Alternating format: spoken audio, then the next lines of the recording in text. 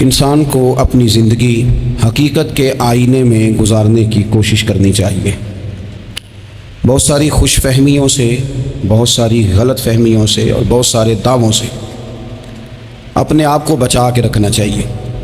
اللہ تعالیٰ کی رحمت پر امید رکھنا، نبی پاک صلی اللہ تعالیٰ علیہ وسلم کی شفاعت کی امید رکھنا، نیک اور صالحین کی نسبت کی امید رکھنا، یہ برا نہیں، یہ بڑا ہی بہترین ہے، یہ بڑا ہی خوبصورت عمل ہے، اس کی بہت ساری برکات ہیں۔ لیکن کسی غلط فہمی کا شکار ہو جانا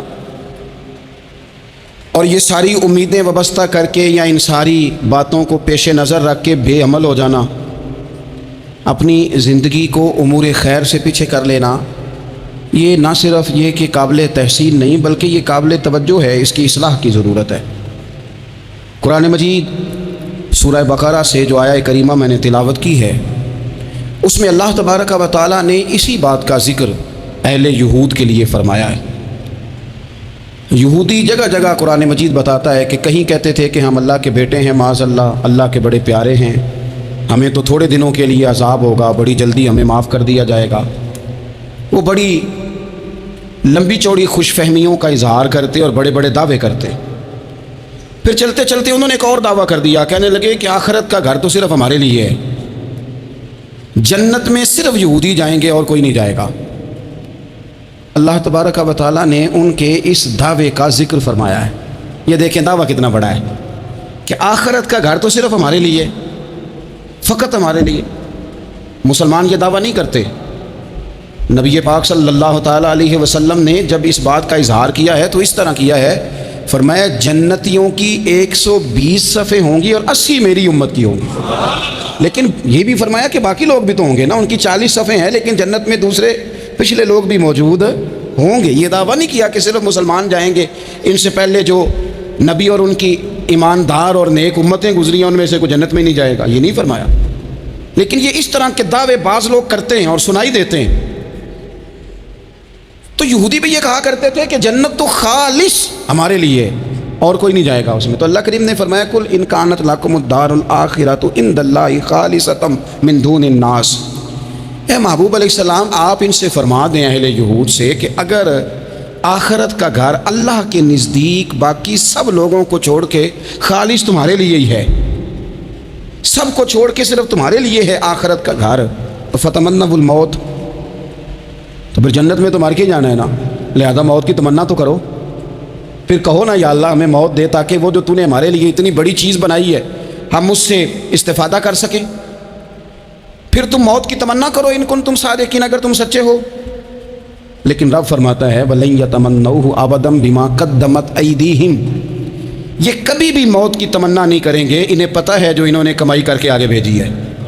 یہ موت کی دعوے کریں گے کہ جنت میں صرف ہم ہی جائیں گے، لیکن کبھی بھی موت کی تمنا، یہ کبھی موت کی تمنا نہیں کریں گے، اس لیے کہ انہیں پتہ ہے کہ ہم نے آخرت کے لیے کیا۔ یہ جو بہت سارے لوگ کہتے ہیں نا میری نسبت اور میری بات اور بلے بلے سارا کچھ میں ہی ہوں، تو ان سے کہو پھر سارا پیسہ کوٹھی پہ ہی لگائے جاتے ہو، پھر تو جنت تمہارا انتظار کر رہی ہے، پھر یہاں اتنے خرچے کرنے کی تمہیں کیا مشکل پڑی ہوئی۔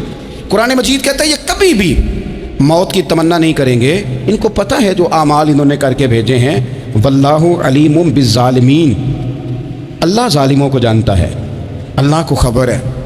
میرے نبی پاک صلی اللہ تعالیٰ علیہ وسلم نے فرمایا اگر یہودی موت کی تمنا کرتے، جب ان سے کہا گیا تھا نا کہ اگر آخرت کا گھر خالص تمہارے لیے ہے تو موت کی تمنا کرو، اگر اس مقام پر وہ موت کی تمنا کرتے تو اسی وقت سارے مر جاتے، ختم ہو جاتا معاملہ۔ اگر تمنا کر لیتے، تمنا ہی نہیں کریں گے۔ خوش فہمیوں میں مبتلا ہونا، بڑی بڑی باتیں کرنا، بڑے بڑے دعوے کرنا، بڑے بڑے تذکرے کرنا، بڑی بڑی اعلانیہ گفتگو کرنا اور اپنے ہی خیال میں بڑا کچھ بن جانا، یہ سنجیدہ لوگوں کا طریقہ نہیں۔ میں نے کچھ آستانے اپنی آنکھوں سے دیکھیں، وہ کہتے ہیں جناب ہمارے حضرت کی نسبت اور حضرت ساتھ بیٹھے مسکرا رہے ہیں، اتنی دیدہ دلیری تو نہیں ہونی چاہیے۔ آپ اپنے سامنے سارا کچھ اپنے آپ کو کہلوا رہے ہیں، شیخ ہلکا ہلکا مسکرا رہے ہیں، ان سے پوچھیں تو کہتے ہیں جی میں تو نہیں کہتا، تو آپ کہتے نہیں تو منع کیوں نہیں کرتے؟ آپ خوش فہمیوں میں، نعت خواں کھڑا ہوا ہے تو اس نے نسبت کی بات شروع کیا تو اللہ جانے وہ کدھر کا کدھر پہنچ گیا ہے۔ میں کہتا ہوں کون انکار کر رہا ہے نسبت کے فیض کا؟ کون منکر ہے؟ یہی تو باعث نجات ہے ہمارے لیے، امیدیں۔ لیکن یہ کہ خوش فہمی میں مبتلا ہو جانا، اور اس طرح کے بڑے بڑے دعوے کرنا، اور پھر بہت ساری خوابیں آتی ہیں لوگوں کو، اور خوابوں کی بنیادوں پر بڑا کچھ بنتا ہے۔ تو میں کہتا ہوں جناب خواب میں تو میں کہہ دوں آپ سے خواب میں کہ میں رات کا صدر بن گیا ہوں، تو آپ کو کوئی اعتراض ہے؟ میں خواب میں بنا ہوں، آپ کو اس میں کیا اختلاف؟ حقیقت کی زندگی میں آئیں۔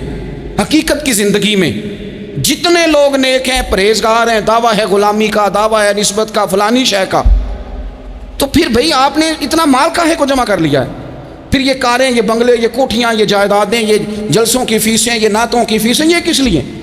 پھر تو آخرت آپ کے لیے سجی ہوئی ہے، سنوری ہوئی ہے، پھر تو آپ اس طرف توجہ کریں۔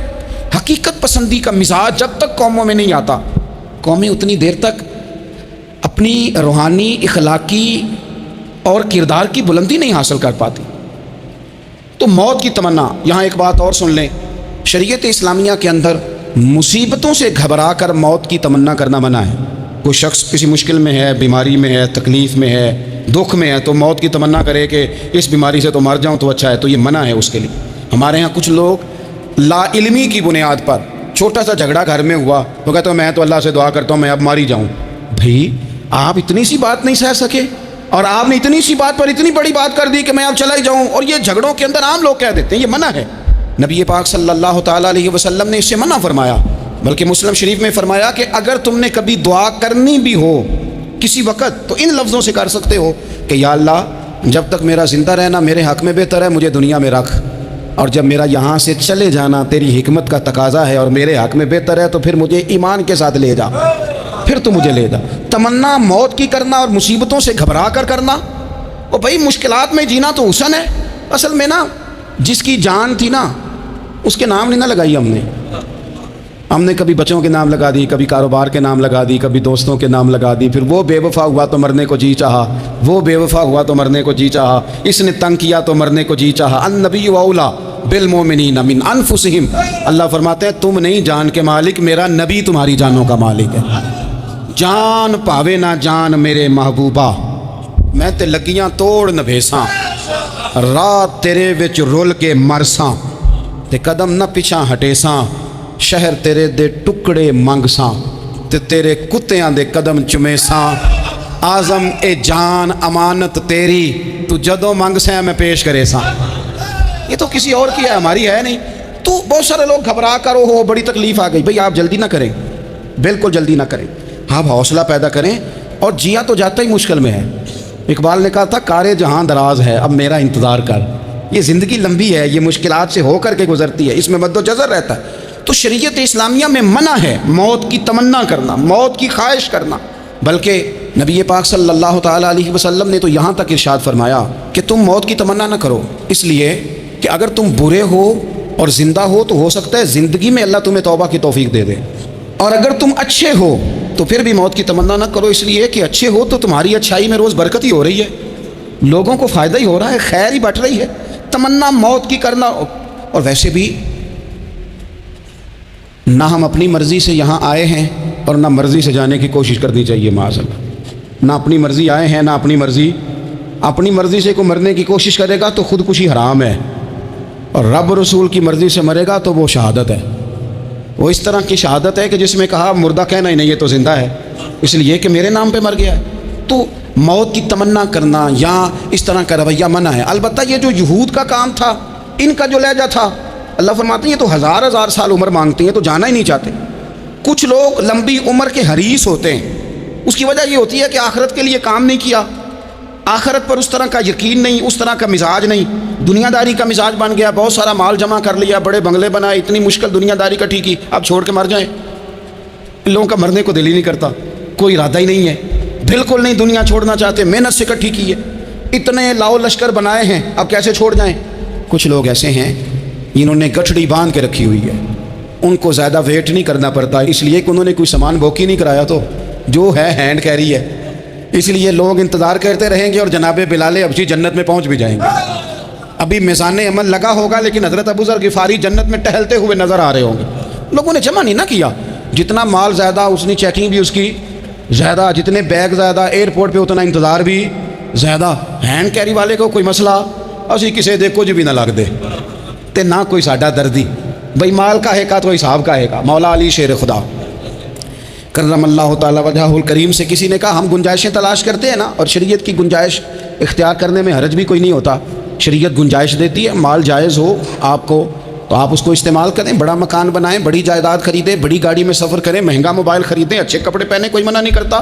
لیکن جو حضور کا مزاج ہے، جو سرکار نے اپنے لیے پسند کیا، وہ یہ ہے کہ سویرے روٹی کھانی ہے، شام کو فاقہ کرنا ہے۔ تو حضرت مولا علی شیر خدا کرم اللہ تعالیٰ وجہہ الکریم سے کسی نے کہا کہ چلو جائز پیسے اکٹھے کر لیں، جائز تو جمع کرنا منع نہیں۔ تو حضرت علی کی باتیں بڑی حکمتوں والی تھی نا، تو ایک جملے میں انہوں نے کئی جواب دے دیے۔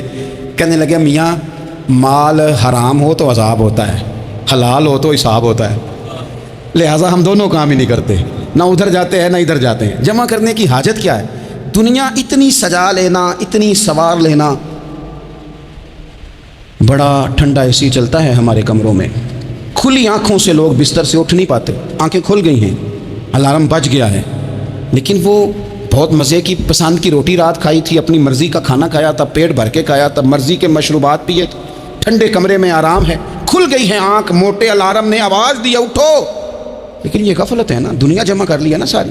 میں آپ کو صحیح بتاتا ہوں، اگر یہ ساری آسانیاں نہ ہوں، دقتیں ہوں، کچھ رات کو ہمیں تھوڑا پسینہ بھی آئے تو بار بار آنکھ کھلے، یہ مچھر کبھی نہ سونے دے تو بار بار آنکھ کھلے، یہ تن آرام پسند نہ ہو تو کچھ اٹھیں، کچھ رات کو گرمیوں کی چھوٹی راتوں میں بھی تہجد پڑھی جا سکے۔ لیکن اقبال کہتے ہیں لہو مجھ کو رلاتی ہے جوانوں کی تن آسانی، یہ تن آسان ہو گئے، مزاج نہیں رہا ہمارا، ہمیں آرام چاہیے، سکون چاہیے۔ آپ یقین کریں کبھی کبھی میں حیران ہوتا ہوں، رونا آتا ہے اپنی اگلی نسل پر، رونا آتا ہے۔ یعنی بچے مدرسے میں پڑھنے والے، چونکہ وہ اے سی والے گھر سے اٹھ کے آتے ہیں، مدرسے میں پڑھنے والے بچے کہتے ہیں جناب وہ کچھ گرمی زیادہ ہے تو میری کچھ طبیعت برداشت نہیں کرتی، تو میری اماں نے کہا تھا 4 چھٹیاں لے لو، یہ موسم ٹھیک ہو جائے گا تو پھر سے تعلیم ہو جائے گا۔ تو غور سے چہرے دیکھتے ہیں تو ہم کہتے ہیں یار اگر کل کو ہمیں جہاد پہ جانا پڑا تو ہم لوگ جائیں گے، ہم میدانوں میں نکلیں گے، ہم وہ لوگ ہیں جو سختیاں برداشت کریں گے، یہ والے لوگ ہیں جو میدان میں جائیں گے جو ایک منٹ کے لیے اتنی دنیا جمع کر لی، مرنے کو جی نہیں چاہ رہا۔ حضرت شاہ فرید الدین اتار رحمۃ اللہ علیہ کہتے ہیں میں بڑا مہنگا کاروبار کرتا تھا، عطر بیچتا تھا، مہنگا کاروبار ہے نا، عرب شریف کے اندر آپ جائیں تو جہاں سونے والی دکان ہوتی ہے اس کے ساتھ خوشبو والی دکان ہوتی ہے، مکہ مکرمہ میں دیکھ لیں، مسجد نبوی میں دیکھ لیں، مہنگا کاروبار ہے، اور میرا بزنس تھا، کاروبار تھا۔ تو آپ فرماتے ہیں کہ ایک دن ایک بزرگ آ گئے، انہوں نے ایک شیشی دیکھی، خوشبو سونگی، دوسری تیسری چوتھی، اچھے سیل مین آگے بڑھ کے خود کہتے ہیں آپ کو کیا چاہیے؟ میں نے بھی کہا بابا جی کیا چاہیے مجھے بتائیں، کیا دیکھ رہے ہیں؟ تو بابا جی بڑے دھیمے ٹھنڈے اور حوصلے والے لہجے میں کہنے لگے پتر دیکھ رہا ہوں تیری جان بڑی مشکل سے نکلے گی۔ تو میں نے کہا وہ کیوں؟ کہنے لگے اتنی مہنگا تو نے مال جمع کیا ہے، کبھی مرنے لگے گا تو یہ یاد آئے گا، کبھی وہ یاد آئے گا، کبھی سادہ کر لیں اس کو، سادہ کر لیں، کبھی اس سوسائٹی والا پلاٹ یاد آئے گا، کبھی ادھر والا یاد آئے گا، کبھی لاہور والا یاد آئے گا، کہاں مرنے کو جی چاہتا ہے۔ اور پھر ایک اور دھوکہ ہے، میں بچوں کے لیے کر رہا ہوں، بچوں کے نام تو ایک دھیلا بھی نہیں، وہ تو سارا آپ کے اپنے نام ہے، ایسے ہی بہانہ بنایا ہوئے بچوں، کس بچے کے نام؟ بچے نے تو 50 دفعہ کہا ہے کہ وہ ایک دکان بیچ دو، میں نے کام کرنا ہے، تو ابا کہتا مراں گا تو تاں بکے گی، کہاں بچوں کے لیے؟ کون کہتا ہے بچوں کے لیے؟ یہ تو خواہشات ہیں جن پر ہمارا اپنا قبضہ ہے، ہر کنجی تو ہماری جیب میں، کون کہہ رہا ہے؟ وہ تو کبھی جا کے ملے گا ان کو جب موقع آئے گا۔ تو کہا یہ اتنا مال جمع کیا ہے تم پتر، تیری جان تو مشکل سے نکلے گی۔ تو کہتے ہیں میں دنیا دار تھا، دنیا دار کو نصیحت کریں تو وہ غصہ کرتا ہے، طنز کرتا ہے۔ کہتے ہیں مجھے غصہ آیا تو میں نے جھٹ سے کہا، لوگ کہتے نہیں تم اپنی قبریں جانا ہے تو میں اپنی، کہتے میں نے جھٹ سے کہا، میں نے کہا بابا میری جان تو مشکل سے نکلے گی تو تیری کیسے نکلے گی؟ تو کہتے ہیں بابا جی کہنے لگے پتر ادھر آنا ذرا۔ تو میں کاؤنٹر کے اوپر سے ہو کے بابا جی کے پاس آیا، وہ میری دکان کے فرش پہ لیٹے، کعبے کو منہ کیا، کلمہ پڑھا اور ان کی روح پرواز کر گئی۔ عرش فرشتے بانگاں میریاں، مکے پہ گیا شور، بلے شاہ اسی نہیں مرنا، اے تے مر گیا ہی کوئی ہور، نالے وارث شاہ ہو کدوں مر دے جنہ کیتیاں نیک کمائیاں نے۔ کہا یہ دیکھ لو مر گئے، بس اتنی کام تھا، تیاری ہے۔ امام غزالی کا آخری وقت تھا نا تو انہوں نے وضو کیا، غسل کیا، خوشبو لگائی، اپنے ہاتھوں سے چادر بچھائی، پھر تکیہ رکھا، پھر لیٹے، پھر حضور پہ درود پڑھا، اور پھر کہنے لگے رب اگر تیری مرضی ہے تو غزالی بھی تیرا تیار ہے۔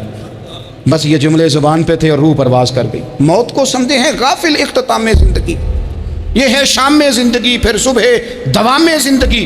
عزیز بھائیو ہم نے نا بڑی آسائشیں جمع کر لی، بڑا کچھ اپنی عقل کے زور پر ہم نے اکٹھا کر لیا، نہیں ہمارا پروگرام۔ کسی سے پوچھ لیں صحت کیسی ہے تو عمر اگر اس کی بڑی اوپر بھی چلی جا رہی ہو، اب تو خیر سالگرہ میں آنے کا رواج ہر جگہ آ گیا ہے، ہم سے بھی لوگ پوچھتے ہیں کہ آپ بتائیں آپ کس تاریخ کو پیدا ہوئے تھے، تو میں کہتا ہوں کوئی کارنامہ سر انجام دے لینے دو، پھر بتا دیں گے۔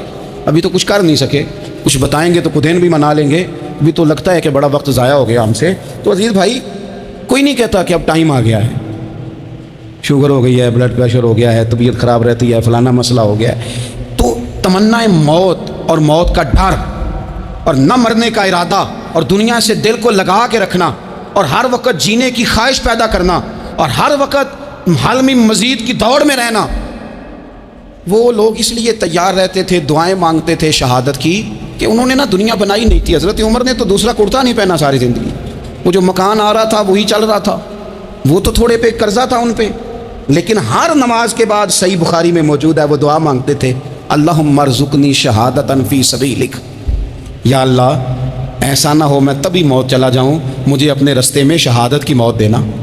ہر نماز کے بعد دعا مانگی جا رہی، لیکن شہادت والی موت کی نہیں، شہادت والی موت، اللہم ارزقنی شہادتا فی سبیلک۔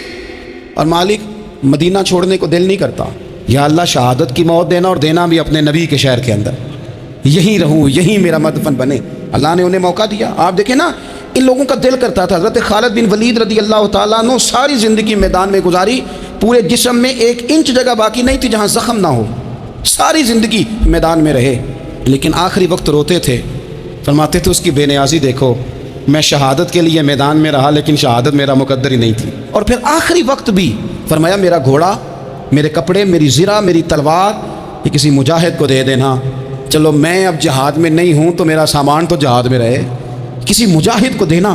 ان لوگوں نے جتنی محنت کی نا، مرنے کے بعد کے لیے کی، مرنے کے بعد کے لیے، زندگی کا جو دوسرا پل ہے اس کے لیے کوشش کی۔ وہاں انہوں نے صدقات جمع کرائے، خیرات جمع کرائے، عبادات جمع کرائیں، حسن اخلاق جمع کرایا، اچھا سلوک جمع کرایا۔ انہوں نے آخرت کے بینک میں ڈھیروں مال جمع کرایا، وہاں ان کے مکان بک ہوئے، جنت میں ان کے نام کی بڑی بڑی جگہیں اللہ تبارک و تعالیٰ کے فضل سے طے کی گئیں۔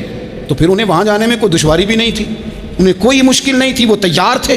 لیکن چونکہ ساری محنت ہی دنیا کے لیے ہے، وہ جو خاص ایک آخرت پر مسلمان کا ایمان اور یقین اور تیقن تھا، اس طرف ہمارا مزاج نہیں۔ آپ دیکھیے حضرت ملک الموت اسرائیل علیہ السلام نا حضرت ابراہیم علیہ السلام کی روح قبض کرنے کے لیے حاضر ہوئے، تو کہا جناب چلیے آپ کی روح لینے آیا ہوں۔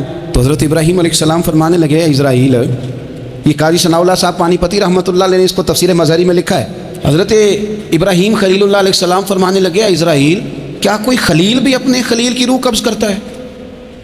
واتخذ اللہ ابراہیم خلیلا، اللہ نے تو مجھے دوست بنایا، دوست ہو کے دوست کی روح قبض کرنے جا رہا ہے۔ حضرت اسرائیل نے ارادہ چھوڑا اور حضرت ابراہیم کا وہ جملہ لے کے رب کی بارگاہ میں حاضر ہوئے۔ عرض کی مالک جناب ابراہیم علیہ السلام نے فرمایا ہے کہ اللہ کی بارگاہ میں عرض کرو کہ مالک کیا کوئی خلیل بھی اپنے خلیل کی روح قبض کرتا ہے؟ تو رب کریم نے فرمایا اب میرا بھی پیغام جا کے جناب ابراہیم کو دے دو، ان سے جا کے کہو رب فرماتا ہے کیا کوئی خلیل بھی اپنے خلیل کی ملاقات کو ناپسند کرتا ہے؟ آپ کو تو ملنے کو بلا رہے ہیں، موت تو ایک پل ہے، یہاں سے گزریں گے تو جا کے محبوب سے ملیں گے، تو کیا کوئی خلیل بھی ناپسند کرتا ہے کہ وہ اپنے خلیل سے ملاقات نہ کرے؟ حضرت سیدنا اسرائیل علیہ السلام پیغام لے کے آئے اور کہا ہے اللہ کے خلیل رب فرماتا ہے کیا خلیل بھی خلیل کی ملاقات کو؟ تو حضرت ابراہیم تو کھول کے روئے، کہنے لگے اب دیر نہ کر، اب ذرا جلدی کر، اب ذرا جلدی لے جا۔ اور میرے نبی پاک صلی اللہ علیہ وسلم نے فرمایا، سیاستہ میں حدیث ہے، فرمایا تم میں سے جو رب سے ملنے کو پسند کرتا ہے نا، جو اللہ سے ملنے کا شوق رکھتا ہے نا، اللہ بھی اس کی ملاقات کو پسند فرماتا ہے۔ تم میں سے جو رب سے ملنے کا شوق رکھتا ہے، اقبال کیا کہتے ہیں؟ کہتے ہیں تیرے عشق کی انتہا چاہتا ہوں، تو میری سادگی دیکھ میں کیا چاہتا ہوں، میرا ذرا سا تو دل ہے مگر شوق اتنا، میں وہی لن ترانی سنا چاہتا ہوں۔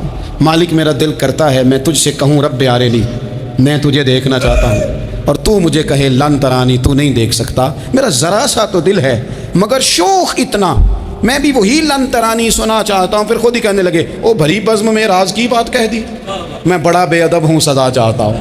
یہ تو سب کو بتانے والی بات ہی نہیں تھی جو میں نے بتا دی، بھری بزم میں راز کی بات کہہ، بڑا بے ادب ہوں سزا چاہتا ہوں۔ نبی کریم علیہ السلام نے فرمایا تم میں سے جو رب کی ملاقات کا شوق رکھتا ہے نا، اللہ بھی اس کی ملاقات کو پسند فرماتا ہے۔ اور فرمایا تم میں سے جس کا رب سے ملنے کا شوق نہیں نا، اللہ بھی اس کی ملاقات کو پسند نہیں فرماتا۔ یہ سیاستہ میں حدیث ہے، ایک دفعہ غور کر نہ لیں، فلاں سے ملنے کو بھی جی چاہتا ہے، فلاں علاقہ دیکھنے کو بھی جی چاہتا ہے، فلاں کی ملاقات کو بھی جی چاہتا ہے، کبھی اس کو ملنے کو بھی جی چاہتا ہے جس نے بنایا ہے سارا کچھ، کبھی اس کی صحابہ تو تڑپ کے حضور کی بارگاہ میں آئے تھے نا، وَإِذَا سَأَلَكَ عِبَادِي عَنِّي فَإِنِّي قَرِيبٌ، تڑپ کے کہا تھا یا رسول اللہ صلی اللہ علیہ وسلم سالوں بیت گئے، سجدے کرتے، عبادت کرتے، روزہ رکھتے، حج کرتے، زکوٰۃ دیتے، اب دل کرتا ہے کبھی وہ ملے، کبھی اسے دیکھیں، کبھی یہ حقیقت منتظر نظر آنا لباس مجاز میں، لاکھوں سجدے تڑپ رہے ہیں میری جبین نیاز میں، دل کرتا ہے ملنے کو۔ تو جب صحابہ نے آ کے حضور کی بارگاہ میں یہ عرض کی نا یا رسول اللہ رب سے ملنے کو جی چاہتا ہے، تو اللہ نے فرمایا وَإِذَا سَأَلَكَ عِبَادِي عَنِّي فَإِنِّي قَرِيبٌ، اے محبوب جب میرے بندے آپ کے پاس آ کے میرے بارے میں سوال کریں تو ان سے فرما دو میں تو ان کے قریب ہی ہوں، جب بھی دعا مانگیں گے میں ان کی دعاؤں کو قبول فرماؤں گا، میں قریب ہوں ان کے۔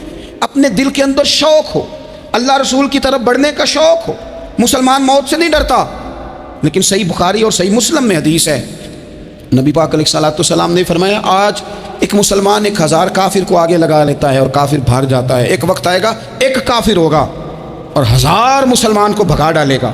یا رسول اللہ کیوں؟ ہمارے پاس اسلحہ نہیں ہوگا، ہمیں لڑنے کا سلیقہ نہیں آئے گا۔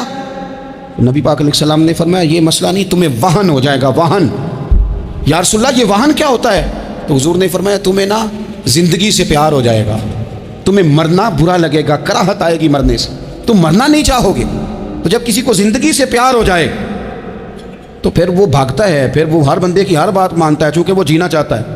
اور کچھ لوگ ایسے ہوتے ہیں، وہ جب بدر میں مسلمان پہنچے نا تو جاسوس بھیجا ابو جہل نے، کہا جاؤ پتہ کر کے آؤ لوگ کتنے ہیں اور ان میں جوان کتنے ہیں، بوڑھے کتنے ہیں اور اسلحہ کتنا ہے۔ جاسوسی اس دور میں بڑی آسان تھی، کوئی مخصوص وردی تو فوجیوں کی ہوتی نہیں تھی۔ تو وہ شخص آ گیا، مسلمانوں کو دیکھ کر واپس گیا، تو جا کے اس نے بدر کے دن ابو جہل سے کہا کہ وہ 313 ہیں اور ان میں بچے بھی ہیں، بوڑھے بھی ہیں اور اسلحہ بھی زیادہ نہیں، اور گھوڑے اور اونٹ اور سواریاں بھی تھوڑی ہیں۔ تو ابو جہل بڑا ہنسا اور معاذ اللہ کہنے لگا کیا ان نے ہم سے لڑنا ہے، تھوڑے سے تو لوگ آئے، تو اس طرح کرو صبح نا انہیں پشتوں پہ باندھ کے نا گھوڑوں کی تو مکے لے چلتے ہیں، وہاں جا کے دیکھیں گے ان کے ساتھ کیا کرنا ہے۔ تو وہ جاسوس کہنے لگا پوری بات تو سن لے۔ اس نے کہا پوری بات کیا ہے؟ کہنے لگا آئے 313 ہیں پر گھر واپس جانے کا کسی کا بھی ارادہ نہیں، وہ کشتیاں جلا کے آئے ہیں، میں رات وہاں گزار کے آیا ہوں، میں نے بوڑھوں کو بھی شہادت مانگتے دیکھا ہے، میں نے بچوں کو بھی شہادت مانگتے دیکھا ہے، میں نے ایک ایک کے سینے میں مر مٹنے کا جذبہ دیکھا ہے، وہ جینے کی امنگ لے کے نہیں آئے، ہتھیلی پہ رکھ کے آئے ہیں جان، اور ایک ایک شخص شہید ہو کے جانا چاہتا ہے، اور وہ ایک دوسرے کے پیچھے چھپیں گے نہیں۔ یہ جو موت ہے نا، موت یہ تو ایک پل ہے، اس سے گزریں گے، اللہ رسول کے حضور جائیں گے، جنت کی نعمتیں، خدا کی تیار کی ہوئی رحمتیں مسلمان کا آگے بڑھ کے استقبال کریں گے۔ حضرت عمار بن یاسر رضی اللہ تعالیٰ عنہ کو زخم لگ رہا ہے میدان جہاد میں، اور تیز زخم لگ رہا ہے، سخت تکلیف میں۔ تو ایک شخص نے آ کے پوچھا کیا حال ہے؟ تو آپ فرمانے لگے حال کیا ہونا ہے، تھوڑا سا ٹائم رہ گیا ہے۔ تو بندہ پریشان ہو گیا، اس نے کہا کس بات میں؟ فرمانے لگے تھوڑا سا ٹائم رہ گیا ہے، بس میں نبی پاک سے ملنے والا ہوں اور حضور کے صحابہ سے ملنے والا ہوں۔ حضرت عمار بن یاسر رضی اللہ تعالیٰ عنہ کہنے لگے تھوڑا سا ٹائم رہ گیا، تھوڑا سا مرنا مرنا ہر کوئی آکھے تے میں بھی آکھاں مرنا، تے جس مرنے تھی خوشبو نہ آوے او مرنا کی مرنا، تے جس مرنے وچ سونا راضی اس مرنے تو کی ڈرنا۔ ایک گل رکھنا یاد کہ میرا جس دن ہووے مرنا، سب کچھ کرنا، سب کچھ کر کے میرا منہ روزے ول کرنا، شاید میرا آقا آوے میں دیدار حضور دا کرنا۔ فرمایا کہ وہ تو بالکل قریب آ گیا ٹائم۔ حضرت سیدنا بلال حبشی رضی اللہ تعالیٰ عنہ آخری وقت ہے، لوگ بڑا اس کا منظر جب بیان کرتے ہیں تو خوفناک بیان کرتے ہیں، اس طرح کا لہجہ اختیار کرتے ہیں کہ بات سن کے بندہ کہاں بجائے۔ سیدنا بلال حبشی رضی اللہ تعالیٰ عنہ بالکل آخری وقت ہے، جانے کا ٹائم۔ تو حضرت بلال کی اہلیہ قریب بیٹھی ہیں تو کہنے لگی بڑے غم کا موقع آ گیا، غموں کی رات شروع ہو گئی، حالات میرے لیے مشکل آ گئے۔ آپ نے فرمایا کیا ہوا؟ کہنے لگی آپ جا رہے ہیں؟